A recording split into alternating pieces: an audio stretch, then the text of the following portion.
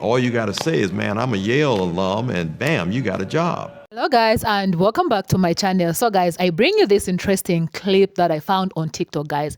So guys, this is a PBS frontline documentary titled Clarence and Ginni Thomas, Politics, Power, and the Supreme Court.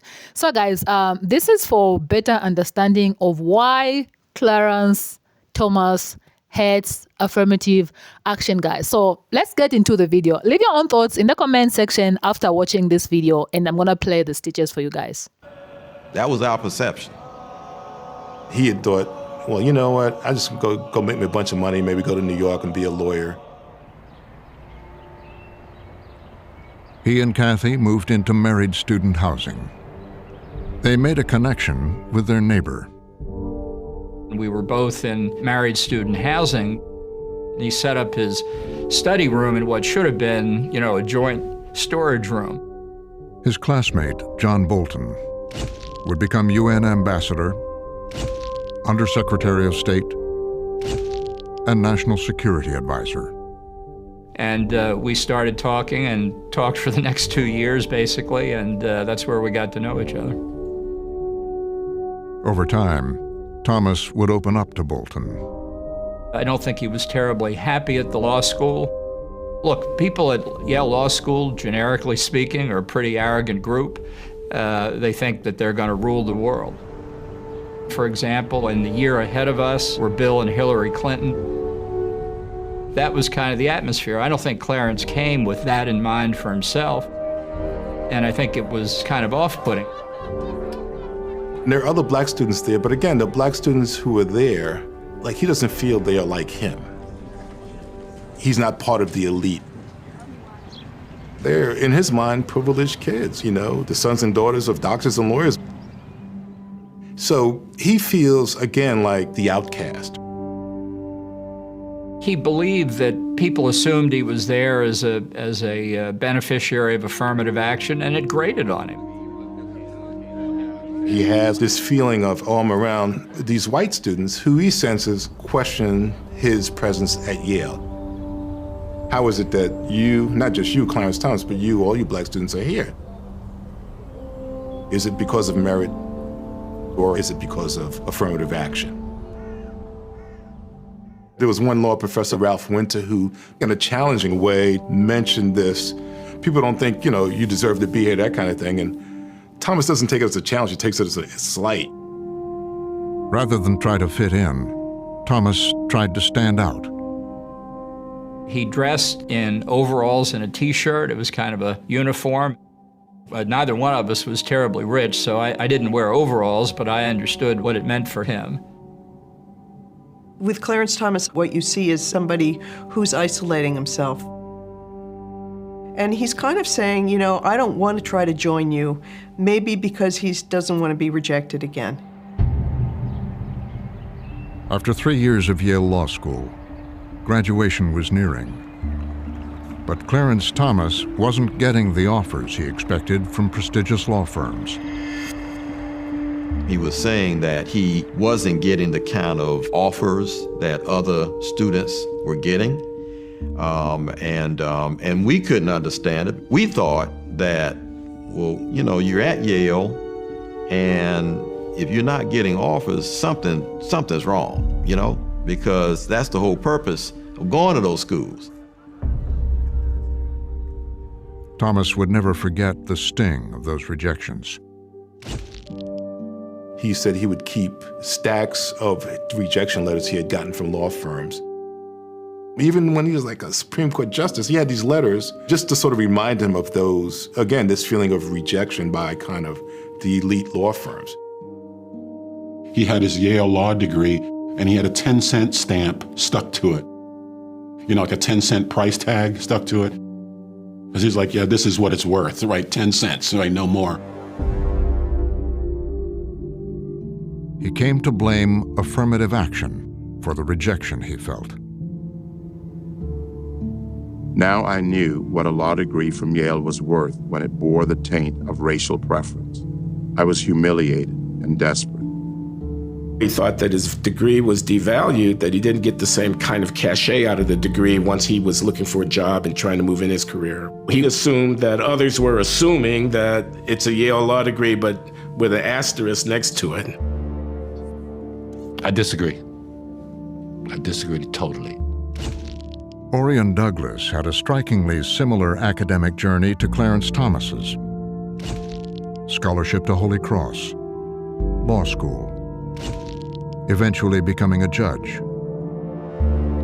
I ain't gonna blame affirmative action for not getting a job when you never was offered the job for 100 years before, okay? The system was still there. The infrastructure for separation, discrimination was still there. It was still the segregated mindset of white America. Okay, so after watching this documentary, please leave your own thoughts in the comment section below, because when this video got on TikTok, guys, people stitched this video. So I'm gonna go ahead and play the stitches for you guys. This is for educational purposes, guys. So let's just be peaceful about this.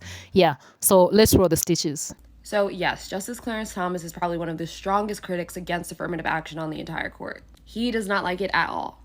And a lot of people find this strange because he's clearly black. And some people are like, hey, wait, Clarence, didn't you benefit from these very policies that you're now against? And that's a great question. Has he?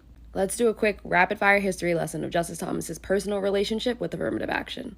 So the year is 1968. Justice Thomas has just transferred to the College of Holy Cross as a second-year student.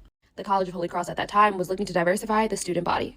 Fast forward about 3 years later, 1971, and Justice Thomas has been accepted to a bunch of elite law schools, including Yale, where he ends up going. It's during this very same year that Yale formally institutes its affirmative action policy. Justice Thomas is one of 12 black students in a class of 175.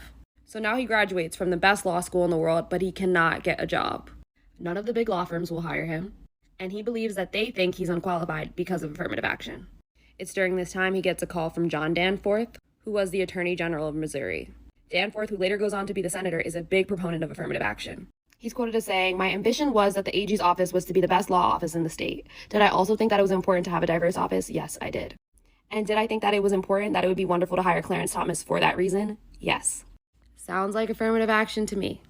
After he leaves the Attorney General's office, Clarence Thomas goes and works for a chemical company called Monsanto, who at the time was also looking to hire black lawyers. A few years later, he goes back to Washington because he gets a job from Ronald Reagan to work in the Department of Education.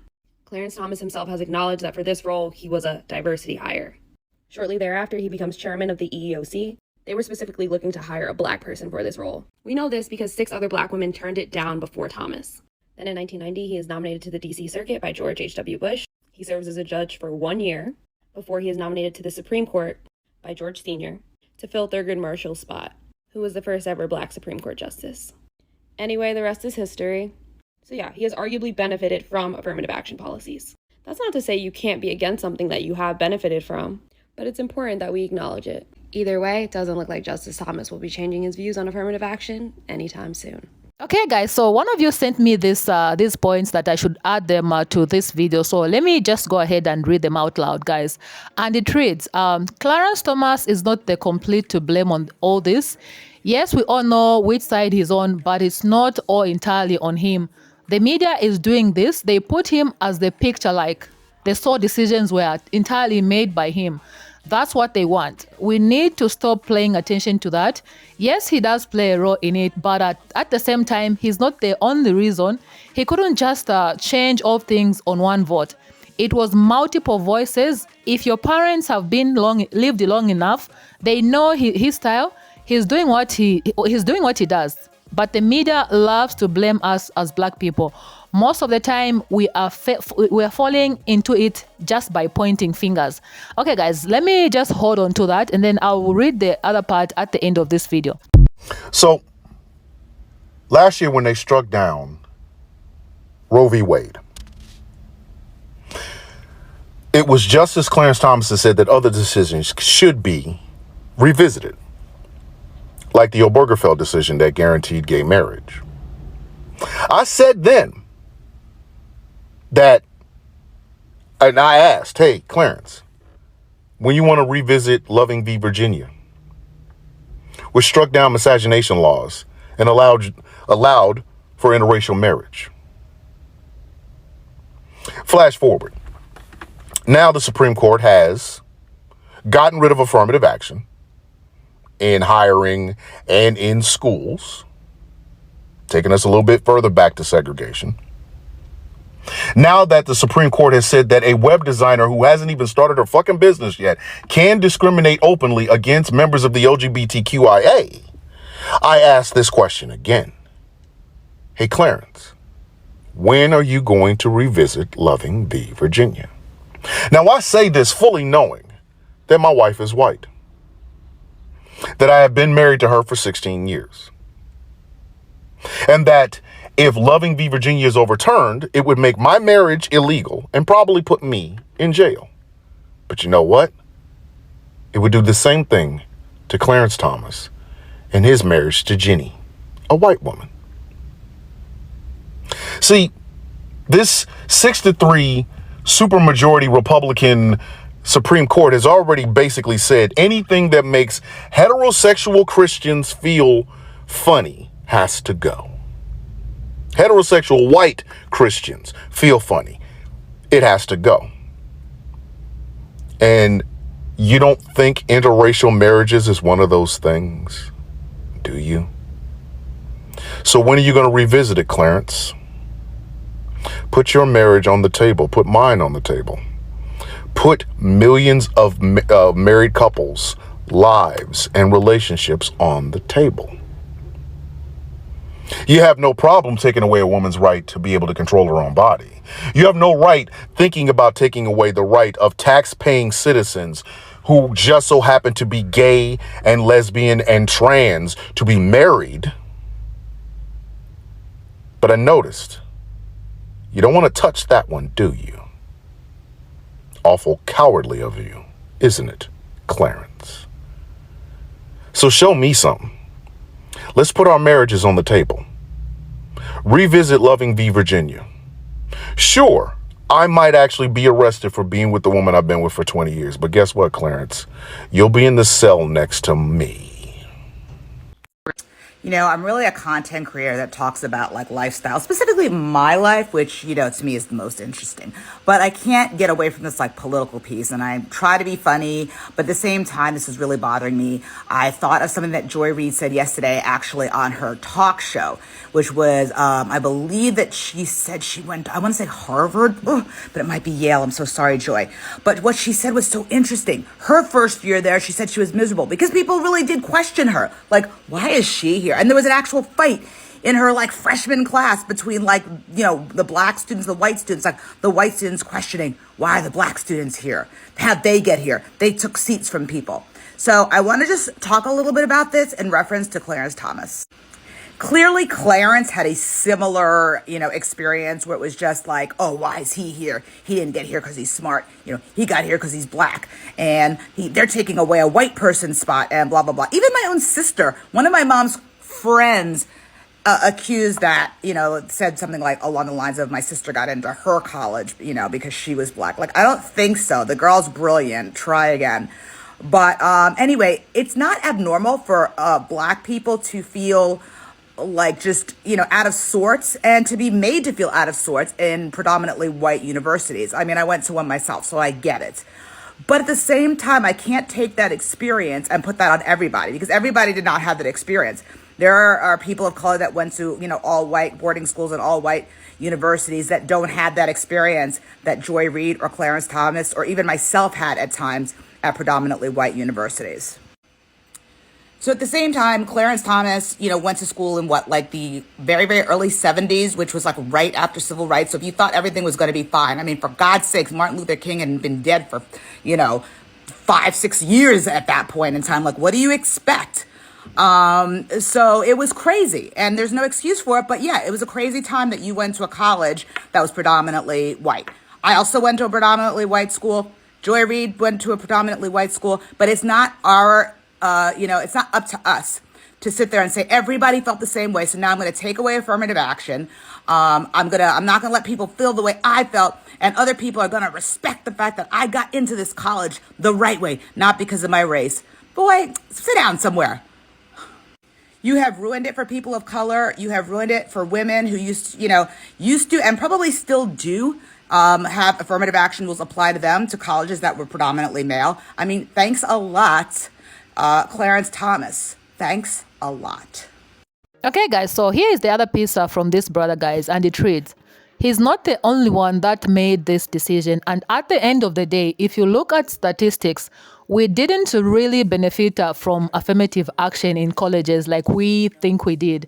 People from other countries have benefited more from affirmative action than we did. At the end of the day, we got our own colleges to go to, okay? Why do y'all want to go into colleges so bad? Why do y'all want to go to those colleges so bad? There's a lot of black colleges that we could get into that are good, okay? So really, I don't think this is something we should feel some kind of a way about.